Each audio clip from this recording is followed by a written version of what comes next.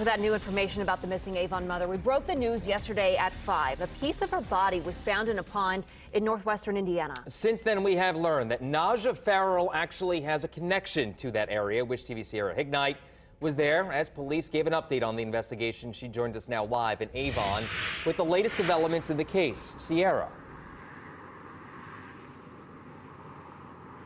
Guys, police are still calling this a death investigation and say they still suspect foul play. And though the timeline that led up to Naja Farrell's death is still unclear, police say there is a family connection to where her remains were found.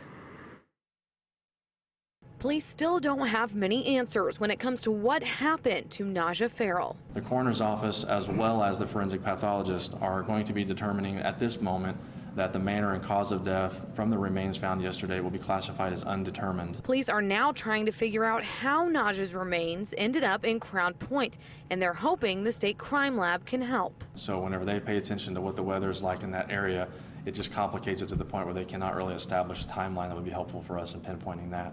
The evidence in this case stretches miles long, but police have found a connection that may lead them to more answers. So Naja and her family do have relatives that live up in the area, the northwestern area of Indiana. Specifically, we don't have a target, if you would, of a location or a house or an individual.